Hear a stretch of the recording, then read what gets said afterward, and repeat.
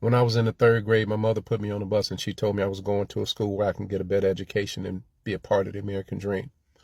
When I got there, I saw a bunch of protesters out there saying, "In, go home, porch monkey, jungle bunny," and all of those different things. I'm trying to figure out to this day, was that when America was great? A few years later, in that same school, a white girl decided that she wanted to spit on me, slap me, and call me the N-word. I hit her back. Next thing I know, got my head slammed into a chalk rail, and it hurt for a long time, and I still have side effects from it. But the thing that was the most important was I was told that day that you never touch a white person. I think back today, was America great at that point in time? Or was it the time maybe that my mother and I went to a store and we had to change buses and it was cold and snowing, so we decided to walk into this restaurant and get us some hot chocolate and coffee and sit down for a minute until we could see the bus coming. We ordered our coffee and hot chocolate and the white man made us get out. I'm like, is America great when a man puts a woman and child out in the cold and the snow just because of the color of their skin? I don't think so. I remember when I was standing outside with some friends of mine and we were minding our business on our own block. Police came up, started harassing us, and I said, "Why are you giving us such a hard time?" I got hit in my mouth with a flashlight, knocked out a few of my front teeth. Was America great at that point in my life for me? No. I finally got a black job. My alderman wrote a letter for me and I got a job at a hospital working as a maintenance mechanic, which I was not qualified for. The guys who I worked with broke in my locker and urinated in my boots, and HR did nothing about it. To this day, I wonder if that was the opportunity for America to be great and me finally to get a job based on the color of my skin, but I did not work it out.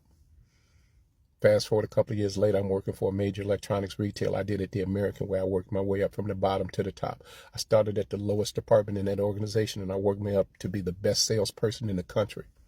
I was next on the list to get a store. When my time came up to get a store, I was told it's the right time for the right man at the right job for the right job. That's why you were going to have to pass you up, because it's not that time. Guess it really didn't matter if you worked hard and did everything that you're supposed to do.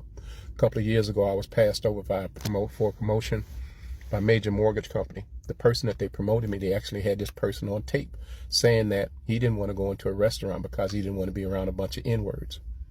And I said, "Why would you promote him over me?" And my manager, regional manager, called me and he told me, he said, "Well, I'm a minority too, so I understand how you feel." I say, "First of all, you're Asian, which makes you the preferred minority." I say, when the police lights come on, you don't fear for your life. See, let me tell you a couple of quick stories. So I told him one when I was driving my little raggedy Lexus. Police followed me for 2 miles. Sirens went on. I started fearing for my life. But I followed black protocol when you're pulled over by the police. I lowered my window down slowly. Police officer came up, unholstered his weapon. I have not done anything threatening. He's got his weapon unholstered, and he's got his hand on his gun. He leans in my car and asks me, "Is this your car? And have you been arrested in the last 12 months? I'm sure he knows this is my car because he's been behind me for the last 2 miles. But anyway, America wasn't great. Then you go to the situation where I was driving my little $100,000 plus car. Police saw me, they turned around real quickly. Next thing I know, I got pulled over. Guy says, "You were speeding." I said, "No, officer, I was not." He said, "Have you been drinking?" I say, "Sir, I don't drink this early in the morning." He said, "Step out of the car." I refused. I got my wife on the phone and I had her on speaker, so he knew that she was listening to the conversation. He had already called for 4 additional cars. When they got there, he gave me my ticket. But as he walked away, I could hear him say, "That little bitch called his wife. We can't do nothing." I have no idea what that meant. But this just lets me know that America still wasn't great.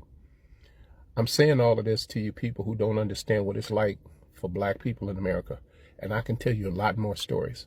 And I'm sure my grandparents and their parents can tell you stories too, which are probably a lot worse than mine. But the thing is that this house, this America house right now is divided because you have people who are praying for peace and you have people who are preparing for war. And that's what this administration wants because it's corrupt. I'll say this to you, the folks who call themselves MAGA supporters and Christians. You suffer from convenient scripture amnesia. The 2 scriptures that you seem to forget. One of those scriptures says, "How can you love your God in heaven who you've never seen and hate your brother who you see every day?" And the other one says, "Love thy neighbor as thyself." I'm going to continue to pray for America because I do love this country, but there are a lot of things that I do not like about it. Love y'all. Peace.